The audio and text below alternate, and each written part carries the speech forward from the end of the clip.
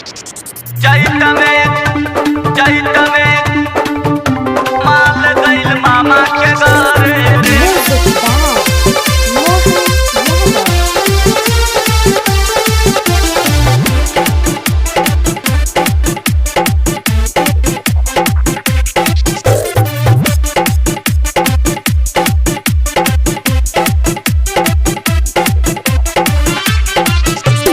गर्मी में बड़ी धोखा भइल, मुँह अम्मा चोखा भइल, दिल के न कुछ सोहाय।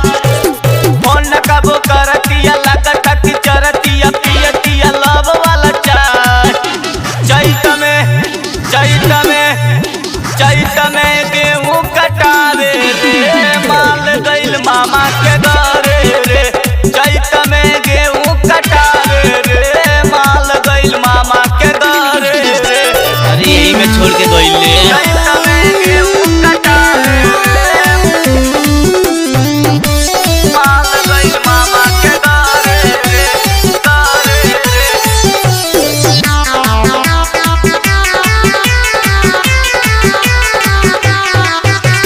सपना में आवेले दिल के धड़कावेले का कोई अरवा रे बहुते सतावेले।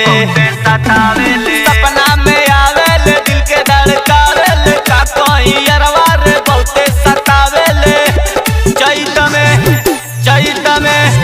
चैत में गेहूं कटावे रे, माल गइल मामा के घरे रे। चैत में गेहूं कटावे रे, माल गइल मामा के घरे रे। अरे यारवा यही चैत में छोड़ के गइल रे। चैत में गेहूं कटावे रे, माल गइल मामा के घरे रे।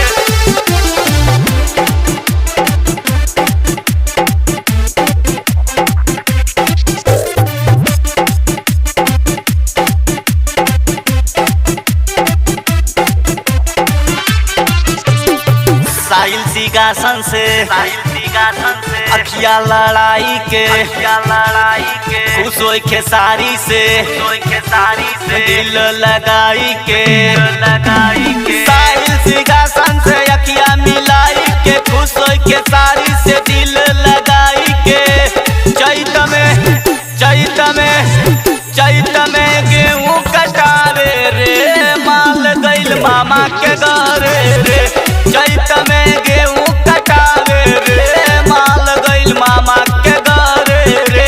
वही जा जाके हमारा के भुला गइल रे यार।